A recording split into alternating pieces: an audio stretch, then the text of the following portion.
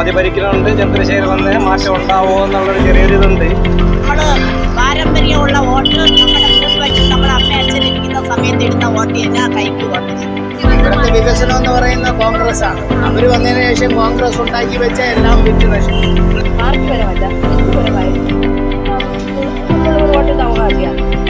BJP ഭരണം മാറി വരണം. മാറി വന്ന് അടുത്ത വേറൊരു ഭരണം വന്നാൽ ഞാൻ തീരുമാനിച്ചത് കോൺഗ്രസ് തിരഞ്ഞെടുപ്പിന് ഇനി ഒരു ദിനം കൂടി. ചൂടിനൊപ്പം തിരഞ്ഞെടുപ്പ് ചൂടും ഉയരുകയാണ്. ജനത്തിരക്കുകൾക്കിടയിൽ തിരഞ്ഞെടുപ്പ് ചർച്ചകളും മുറുകുകയാണ്. നിലവിലെ തൊഴിലില്ലായ്മയും വിലക്കയറ്റവും ഈ തിരഞ്ഞെടുപ്പിലൂടെ ഇല്ലാതാക്കാൻ സാധിക്കുമോ? നമുക്ക് പരിശോധിക്കാം.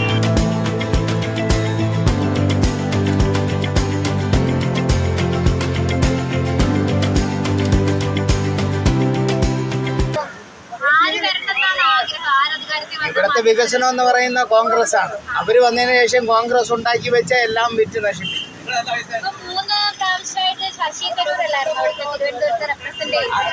അപ്പൊ അവര് ഈ ഒരു പാർലമെന്റ് മന്ദിരത്തിൽ ഉണ്ടാക്കിയ വികസന പ്രവർത്തനങ്ങൾ എന്തൊക്കെയാണ്? വികസനം അവിടെ മാത്രമല്ല, എല്ലായിടത്തും ഉണ്ടല്ലോ. കോൺഗ്രസിന്റെ കാലഘട്ടത്തിൽ എല്ലാ സ്ഥലങ്ങളിലും ഉണ്ട്. തിരുവനന്തപുരത്ത് വികസനം എന്ന് പറയുന്നാൽ ഒരു ഭരിച്ച കാലഘട്ടത്തിലുള്ള വികസനങ്ങളിലൂടെ ഉണ്ട്. ഹോസ്പിറ്റല് അതൊക്കെ അവരുടെ കാലഘട്ടത്തിലാണ് വികസനം ഉണ്ടാക്കിയത്. ഇവിടുത്തെ hospital, medical college, general hospital, ഇങ്ങനെ ഒരുപാടുണ്ട്. 15 വർഷമായിട്ട് നല്ല വികസനങ്ങളാണ് നടക്കുന്നത്. കഴിവിന്റെ പരമാവധി ചെയ്ത് അത് കഴിഞ്ഞ് ഭരണം പോയപ്പോൾ പിന്നെ എല്ലാം കാശിന്റെ ബാഗൊന്ന് പോക്കും, അധികാരം മോഹിച്ച് ചാട്ടവും. ഇവരൊന്നും ഇന്ത്യ സ്നേഹിച്ചു പോകുന്നവരല്ല. ഈ ചാടി പോകുന്നവരും പൈസ കൊടുത്ത് വാങ്ങുന്നവരും ഒരിക്കലും ഇന്ത്യ സ്നേഹിക്കുന്ന ആൾക്കാരല്ല. നമുക്ക് ആരും ജയിച്ചാലും നമുക്കൊരു കുഴപ്പമില്ല. ഞാനും മോളെ ഒരു 23 വർഷമായി ഒരു വീട് മേടിച്ചിട്ട് നമ്മൾ പൂണ്ടറയാണ് ഞങ്ങൾ ആറ്റുമ്പോൾ. അപ്പോൾ ഇങ്ങനെ ഇലക്ഷൻ വരുമ്പോഴത്തേക്ക് എല്ലാവരും ഒരുമിച്ച് വരും. വന്ന് ഇലക്ഷൻ വോട്ട് കേട്ടിട്ട് പിന്നെ പറയും പട്ടയത്തിനൊക്കെ എഴുതി തരാം, പട്ടയം തരാം എന്നൊക്കെ പറയും. എല്ലാവരും ഞങ്ങളെ മന്ത്രി, പൂണ്ടറ മന്ത്രി അടക്കം എല്ലാവരും വോട്ടിന് നിന്നപ്പോൾ ചേച്ചി ഇപ്പോൾ പറഞ്ഞല്ലേ 23 വർഷമായി ആ വീട്ടിൽ പോയിട്ട് ഇന്ന് വരെ ആ വീട്ടിന് പട്ടയം മക്കളെ തന്നിട്ടില്ല. അങ്ങനെ 5 കൊല്ലം കഴിയുമ്പോൾ ഇങ്ങനെ പ്രതീക്ഷിച്ചുകൊണ്ടിരിക്കുകയാണ്. നമ്മൾ ഈ പട്ടയത്തിന്റെ ചർച്ച തന്നെ അവരുടെ വേറെ ഒന്നിനും നമുക്കൊരു ചർച്ചയില്ല. നമുക്ക് അവർ തരുന്നില്ല പട്ടയം, അത്രേ ഉള്ളൂ. രാജീവ് ചന്ദ്രശേഖർ വരുവാണെങ്കിൽ ചിലപ്പോ നമുക്ക് പറഞ്ഞൂടെ മോളെ അതൊന്നും. ഇത്രേ കാലം കിട്ടാത്തത് ഇനി കിട്ടുമെന്ന് നമുക്ക് എന്തൊരു ഉറപ്പുണ്ട്? പറ മോളെ. പാവപ്പെട്ട ഞങ്ങൾ കടലാ പ്രശ്നത്തിലുള്ള മക്കളാണ്. നമുക്ക് അവരൊന്നും ചെയ്യണില്ല, അത്രേ ഉള്ളു. ഇപ്പൊ 3 പേര് ഇഞ്ചോടിഞ്ച് പോരാട്ടമാണല്ലോ. ആര് ജയിക്കാനായിരിക്കും ഒരു സാധ്യതയുള്ളത്?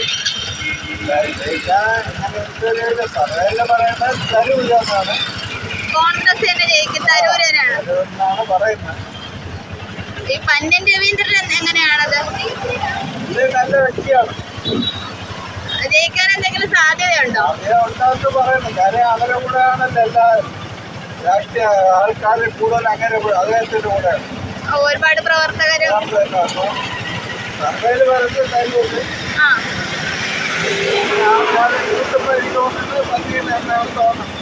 പന്ന്യനാണെന്നല്ലേ?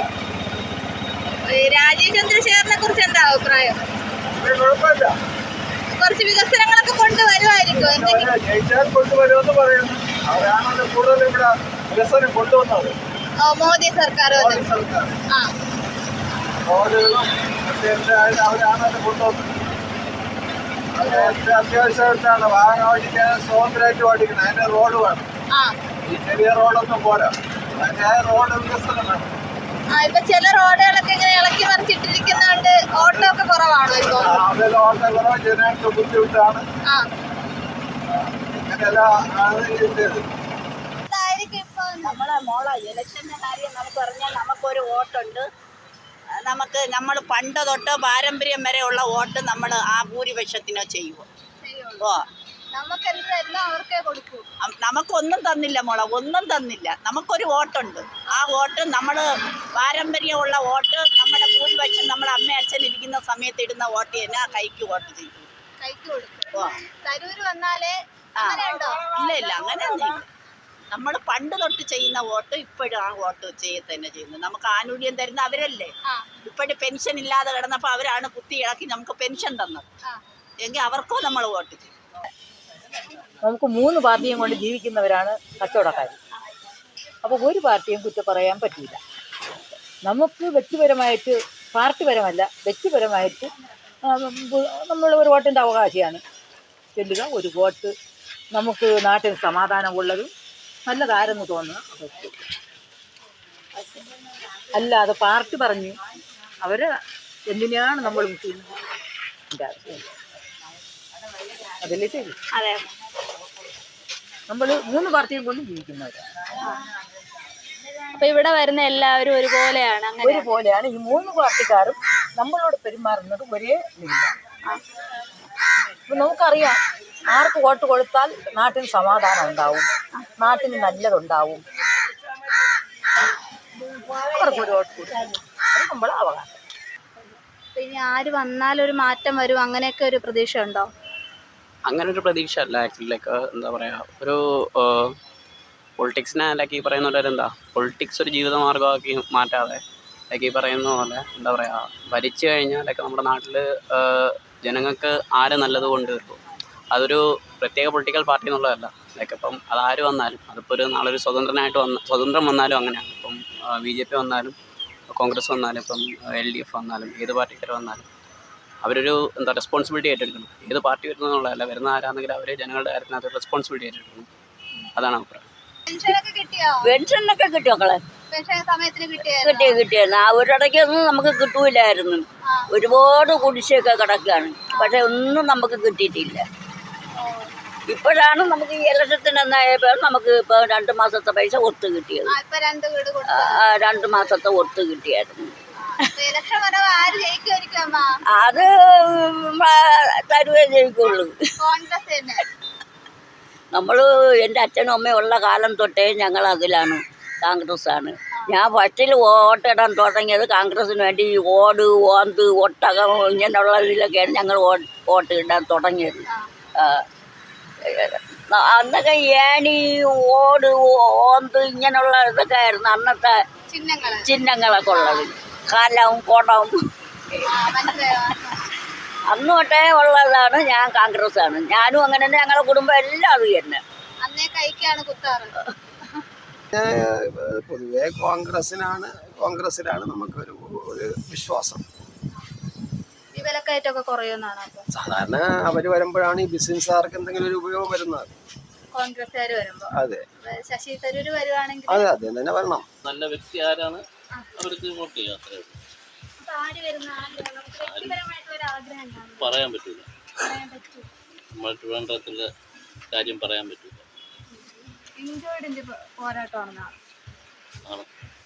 3 പേര് ഒന്നിനൊന്ന് നിൽക്കാന്നാണ്. അതെ. എന്നാലും ഒരാള് മുന്നിട്ട് വരുമല്ലോ. ഈ 3 പേരിൽ ആരെങ്കിലും ഒരാൾ വരും. ആള് വന്നാൽ എല്ലാത്തിനും മാറ്റവും വരും. ഒരു നാണയം ഉണ്ടെങ്കിൽ 3 അക്കം ഉണ്ടെങ്കിൽ നമ്മൾ കറക്കി അടിക്കായിരുന്നു. ആര് വരും? ഇത് 2 അക്കമല്ലേ ഉള്ളൂ. അതുകൊണ്ട് അറിയാൻ പറ്റില്ല. ആ വരുന്ന ആൾ എല്ലാത്തിനും മാറ്റം ഉണ്ടാക്കുമെന്നാണ് പ്രതീക്ഷിക്കുക. ആര് വന്നാലായിരിക്കും കുറച്ച് മാറ്റങ്ങൾ. ഈ വിലക്കയറ്റമൊക്കെ അല്ലേ?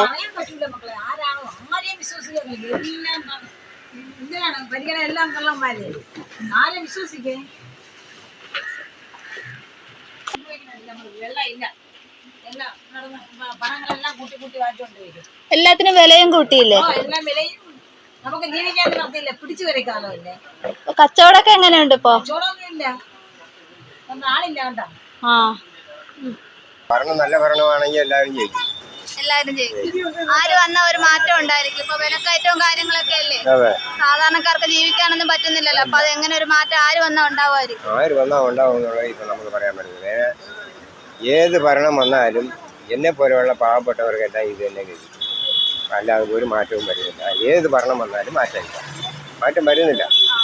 പണമുള്ളവർക്ക് മാത്രമേ സൗകര്യമുള്ളൂ, ഇല്ലാത്തവർക്ക് കഷ്ടപ്പാട്. പണി എന്ന് പറഞ്ഞാൽ എൻ്റെ സ്വയം തൊഴിൽ ആശാരിപ്പണിയാണ് ഞാൻ ചെയ്തിട്ടുള്ള പണി. ഞാൻ ഒരു അപകടത്തിൽ ഒരു ഇതിൽ വിട്ടുപോയി. ഇപ്പം എന്നെ സഹായിച്ച ആരും ഇതും കൊണ്ട് വാങ്ങി വെള്ളം കുടിക്കും. അതുകൊണ്ട് ഞാൻ ആരെയും ഇതായിട്ട് കേട്ടോ. എനിക്ക് സങ്കടം, നിന്റെ മനസ്സിൽ അങ്ങനെ സങ്കടമാണ്. ഒരു മനുഷ്യർ ഒരു 10 പൈസ സഹായിക്കാൻ ആരും ഒരു സർക്കാരോ അങ്ങനെ ആരും ഇല്ല. പെൻഷനൊക്കെ കിട്ടിയായിരുന്നു? പെനുമില്ല, പെൻഷനില്ല. ഇല്ല. ഈ കഴിഞ്ഞ വെള്ളപ്പൊക്കം വന്നപ്പോൾ ഞാൻ കിടക്കുന്ന റൂമിൽ വെള്ളം, ഇത്രയും പൊക്കത്തിൽ വെള്ളം പത്രത്തിൽ കൊടുത്തുണ്ട്. ഇന്ന് വരെ ഒരു മനുഷ്യൻ ചെയ്യുന്നു. അന്യവരുടെ റൂമിലാണ് കിടക്കുന്നത്, അതിനകത്ത് നിന്നാണ് കൊടുത്തത്. ഒരു മനുഷ്യരും തിരിഞ്ഞു നോക്കിയിട്ടില്ല. എന്താ അതായത് കഴിഞ്ഞ കാലങ്ങളിലൊക്കെ 2-3 പ്രാവശ്യം ഒരാൾക്കാർ ജയിച്ചിട്ടുണ്ട്. അപ്പോൾ ഇപ്പോൾ NDA സർക്കാർ, അതായത് BJP സർക്കാർ കേന്ദ്രം ഭരിക്കുന്നത് കൊണ്ടും കേന്ദ്രത്തിൻ്റെ വികസനം നല്ല രീതിയിൽ നടക്കുന്നത് കൊണ്ടും നമ്മൾ തിരുവനന്തപുരം ജില്ലയിലെ ചന്ദ്രശേഖർജി വിജയിക്കണം എന്ന് തന്നെയാണ് ആഗ്രഹം.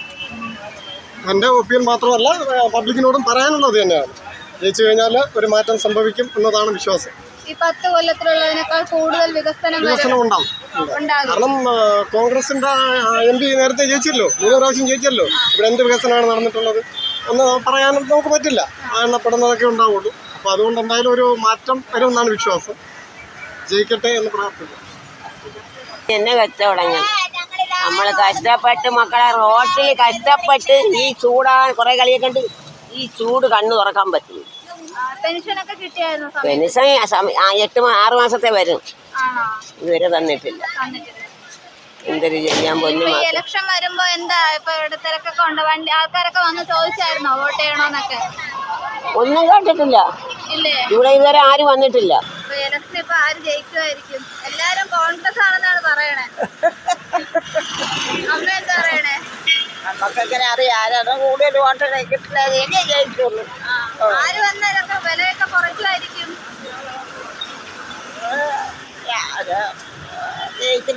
വില കുറയ്ക്കുമായിരിക്കും. ഇപ്പൊ ഉരുപ്പടിക്കൊക്കെ ഒരുപാട് വിലയായില്ലേ. ഒരു പവന് 5000 രൂപ അവിഞ്ഞു പോയി. എങ്ങനെ ജീവിക്കും? ഒരു 5 പവനൊക്കെ കൊടുക്കണമെങ്കിൽ 5 പവൻ കൊടുത്താൽ മതിയേ ഇപ്പം. അതാണ് അപ്പോഴത്തേക്ക് പൈസ ഉണ്ടെങ്കിലേ ഇല്ലാൻ പറ്റുള്ളൂ. ആര് വന്നാലായിരിക്കും കൂടുതൽ ചെയ്യുന്നത്? ഇവിടെ ഇതാ പരസ്യം ചെയ്തോണ്ട് പോണു. ഒന്നില് പന്നി രവീന്ദ്രൻ വരണമെന്ന്, അല്ലെന്നുണ്ട ഡോക്ടർ മറ്റേ അയാൾ വരണമെന്ന്. അപ്പൊ ഞങ്ങള് പറയണത് ഒന്നില് പന്നി രവീന്ദ്രനോ അല്ലെ മറ്റേ ആരുടെ പേര് തരൂര് അയാളാ ആരെങ്കിലും ജയിക്കട്ടെ. ഞങ്ങൾ ഇട്ടുകൊടുക്കുക ആർക്കാണെങ്കിലും. ഇവിടെ പറഞ്ഞിട്ട് പോണത് ഞങ്ങൾ കേട്ടോണ്ടിരിക്കണം. പറഞ്ഞേട്ടാ മൈക്കൊള്ളിയെ വിളിച്ചിട്ട് പോണത് കേട്ടോണ്ടിരിക്കണം. ഒരുപാട് സഹായങ്ങളൊക്കെ ചെയ്യണം എന്ന് പറഞ്ഞിട്ട് അത് ഞങ്ങൾ കേട്ടോണ്ടിരിക്കണം. അപ്പൊ അവര് ജയിക്കട്ടെ. പന്നം ജയിക്കുമെന്നാണോ? ജയിക്കട്ടെ. ഞാൻ തീരുമാനിച്ചത് കോൺഗ്രസിന് ഇട്ട് കൊടുക്കാനാണ്. അപ്പൊ ഇതിലെ പറഞ്ഞിട്ട് പോയാൽ ഞാൻ കേട്ട് അവിടെ ഞാൻ മാറി. വീട്ടിലും പറഞ്ഞ് ആരെങ്കിലും ജയിക്കട്ടെ മക്കളെ. ഒന്നിൽ ചിലപ്പോൾ പന്നി രവീന്ദ്രനായിരിക്കും നാട്ടിൽ നന്മപ്പുറത്ത് ചെയ്യണത്. അയാളായിരിക്കും. അയാൾ ജയിക്കട്ടെ, ഇട്ട് കൊടുക്കാം ഞങ്ങള്. ഞങ്ങളുടെ വീട്ടിൽ 10-25 ഓട്ടോയിലൊക്കെ ഉണ്ട്. അവരൊക്കെ എല്ലാവരും കാലി മാറിയാണൊക്കെ നിൽക്കണം. ജനം വിധി എഴുതുമ്പോൾ സാധാരണക്കാർക്കിടയിൽ അവരുടെ ഒരു ദിവസത്തെ വരുമാനത്തിൻ്റെയും കഷ്ടപ്പാടിൻ്റെയും വിലയുണ്ടായിരിക്കാം. അതിൽ നിന്നും കരകയറാനുള്ള അവരുടെ പ്രതീക്ഷകളാണ് വോട്ടിലൂടെ അടയാളപ്പെടുത്തുന്നത്. തിരഞ്ഞെടുപ്പിന് മണിക്കൂറുകൾ മാത്രം ശേഷിക്കെ എന്താകും ജനവിധി എന്ന് കണ്ടു തന്നെ അറിയണം.